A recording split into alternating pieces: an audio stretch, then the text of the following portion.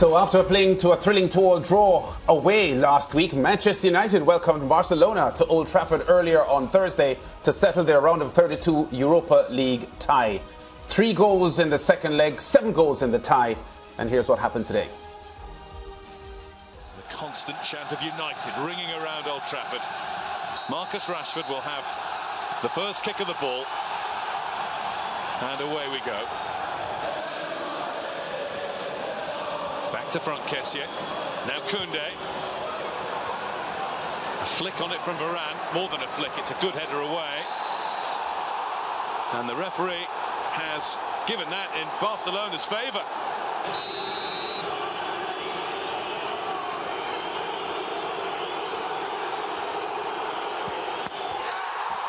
And Lewandowski scores, but only just. Not that that will bother him. Barcelona won. And the Catalan Giants lead 3-2 in the tie. Sancho. Casemiro. Wan-Bissaka didn't want to hit it left-footed towards goal. Here's Fred. And Fred nearly catches Ter Stegen out. An equaliser early in this second half will lift the roofs off this place. Sancho. Bruno Fernandes. Collected by Fred. And finished by Fred.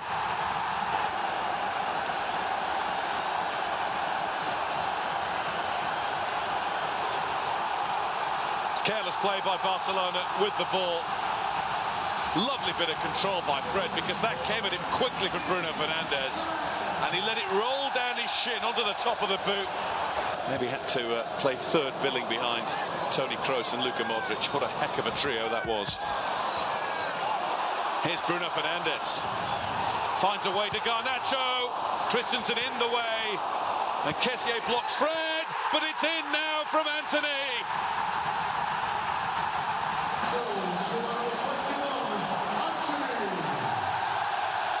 Rafinha lost it.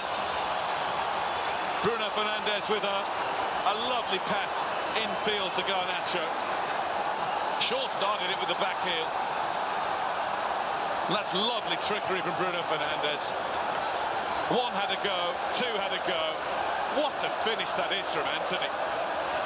Rashford out of the way, made the space. Fred returns it to Garnacho. Rashford and Anthony are coming in. It's behind Rashford, and Sergio Busquets was there. Here's Ferran Torres. Torres finds Lewandowski. Cleared away by Varane. It's a goal save. No need to take it into the middle. Not that it matters, because it is a Manchester United win from a goal down at the break. And Erik ten Hag accepts the congratulations of Xavi on what is surely his biggest and best night yet. First Manchester United win over Barcelona since 2008. And joining us to recap the match, former TNT international defender Brent Sancho. Brent, a big part of Manchester United's revival this season has been Marcus Rashford's prolific scoring form. He didn't score today. There were other factors at play today for Man United as they advertised their return to, potency. Your thoughts on what happened today? Yeah, about a year and a half ago, Lance, I was able to witness Manchester City play Manchester United, and it was a performance where, of course, Manchester City won the game by a huge margin. But more importantly, the lack of passion, commitment, the lack of effort, the clueless look, both from a tactical point of view, both from a footballing point of view, that I witnessed at Old Trafford was alarming for me, for someone that's been watching and reading and looking at Manchester United for years. And to see what I saw today, it's not only just a transformation of a team, but a transformation of a football club. And you have to give Erik ten Hag and even the ones a little bit above him full marks and credit for what they're able to do. All of what Rashford is doing, all of what Sancho is doing, all of what Casemiro is doing is built on the prime focus of discipline, order, respect, and understanding that there's one voice, there's one way of going about doing things at Manchester United, and that's what we saw today. I think today was a punctuation mark on the work that Erik ten Hag and Manchester United backroom staff has been doing for the last couple of months or so. Right, and Brent, speaking about the work that Manchester United has been doing, Fred is a perfect example of that, because you were part of our discussions here on the SportsMax Zone when we had nothing good to say about Fred, but you've seen how Fred has grown as a player, and of course, you know, he's been contributing, stepping up for his team. Look, he has his limits. He's not a great flashy, dashy type of player. He has his limits, but what he's good at, he's a very good role player, and in a team where that is, of course, the cornerstone of their performances. Team performances. Yes, Marcus Rashford is hot. He's been playing very well. He's the informed player. When you look at the rest of the players, they all have a role to do.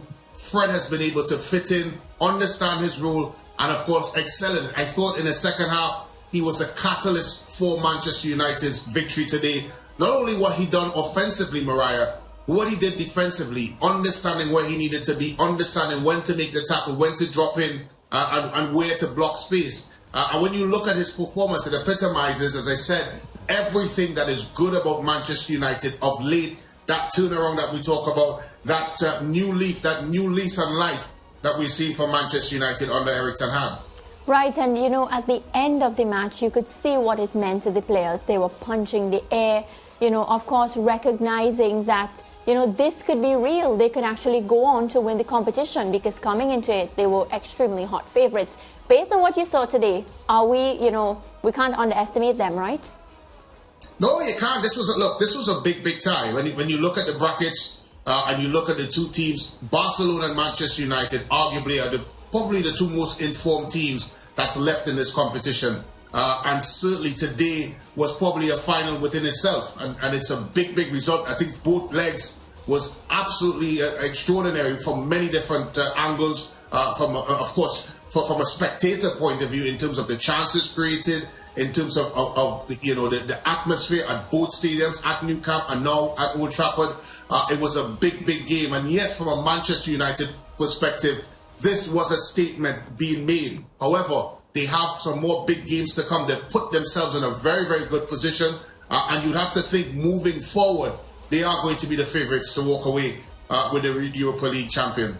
Yeah, Brent, Barcelona's goal, the penalty call, your take?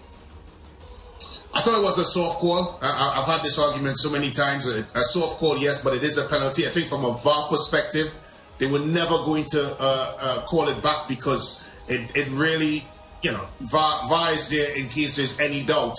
It was a 50-50 opportunity, and the benefit went to the referee. I think the commentators summed it up brilliantly. It was an opinion call. The referee was of the opinion that the tug was enough to impede the striker. I didn't think so. But then again, you know, we are sitting in our television set and he's probably about 5 yards away. So I have to give the referee the benefit of the doubt. But to me, it's a bit soft. If you're Erik ten Hag, how disappointed would you be in your captain Bruno Fernandes for that challenge? It was reckless. It was reckless. And Bruno Fernandes is the type of player, both offensively and defensively, plays on the edge. Sometimes he is frustrating. He gives away the ball a bit too much of my liking. But then he's the same type of player that would try that same pass again and come up brilliantly. And you have to allow him to breathe and flourish, etc. But he's a consummate professional. And again, yes, he gave away the penalty.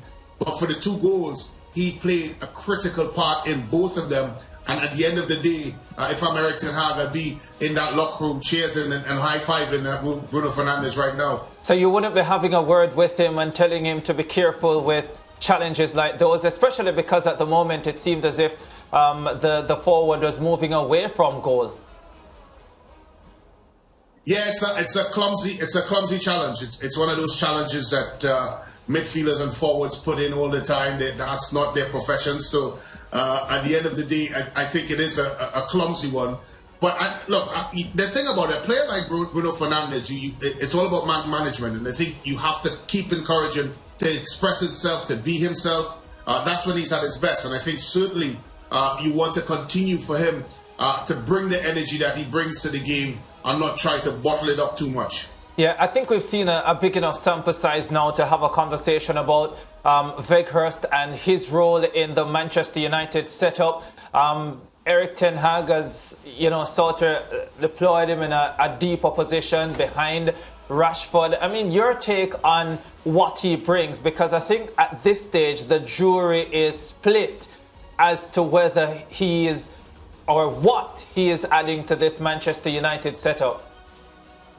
No, he's adding a lot. What he's adding is a focal point. He's adding someone that could hold the ball up, could give the midfielders and second runners times to get in and break lines. That is critical for the way Eric Ten Hag wants to play. And what he's extremely good at as well, on the defensive side, he puts a body in there. He's a big body. He throws himself about. He wins air balls, and he positions himself quite well. For what Eric Ten Hag wants for the rest of the season, I think he's a good deployment. Moving forward, he's not the Manchester United caliber type of player. So I don't see him staying there past this season.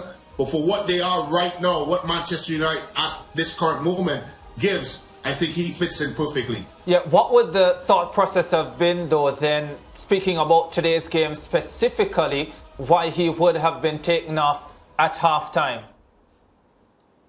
It's a good question, Ricardo, because it's one of the reasons why I have my issues with Xavi as a coach. He was outcoached in the second half. That's a fact. What transpired is they understood that Busquets is not going to cover pace of Anthony, of Sancho, of Rashford moving in behind defenders, especially when the Barcelona wing-backs go high up the park. So that meant that the pace that Ten Hag brought onto the pitch, removing Weghorst, allowed them to exploit those spaces in behind, and it turned the game around. It was a game of two halves. And at the end of the day, I thought Ten Hag outcoached Xavi. And as I said, it's not the fact that I don't think Xavi's going to be a good coach. I don't think he's ready right now. Yeah, and you've said that quite a lot, Lance. Just before you go, Brent, you have 15 seconds to say something about Juventus, who were winners today, handsomely by 3-0. And it's your team. You've been suffering a lot in recent years. Yeah. No, I'm a bit disappointed I'm only allowed 15 seconds, and I'm very sure that the anti-Juventus persons within the SportsMax room, but it's fine. Look, I'll take the victory. I'm happy to move on. Yes. Angel Di Maria was outstanding today, of course, scoring 3 goals. But do I think Juventus is going to go on and win the Europa League? I don't think so. I think there's still a lot of work to be done, but it's a good victory, and we'll celebrate quietly. Yeah, okay. Well, we're going to leave it there, Brent, and I'm sure we are going to talk again pretty soon, and we'll follow Juventus's trick in the Europa League very, very closely, because it's a big team. It's a powerhouse team globally, and we know Juventus has a lot of fans. Thanks, man. Thanks, guys. Have a good one. Okay, let's have a quick look now at the matches in the Europa League today. One game still on, the match between Rennes and Shakhtar Donetsk. Shakhtar trailing 2-0 at the moment. Just an update from what we are seeing there. Michelin beaten 4-0 by Sporting, who win 5-1 on aggregate. Bayer Leverkusen winning on penalties over Monaco. Juventus 3-0 over Nantes, 4-1 on aggregate there. Sevilla, they were winners, although they lost 2-0 to PSV today. AS Roma winning 2-0 over Salzburg, and 2-1 aggregate success for them. Man United, as we discussed, 4-3 on aggregate over Barcelona. Shakhtar Donetsk and Rennes at the moment locked on 2-2 and on aggregate. And Union Berlin, the German side, were 3-0 winners over Ajax, 3-1 winners over Ajax, and that was the aggregate score as well. So before our show is done today, we'll give you that final take on the Shakhtar Donetsk Rennes fixture in the Europa League. Back with more on the SportsMax Zone after this.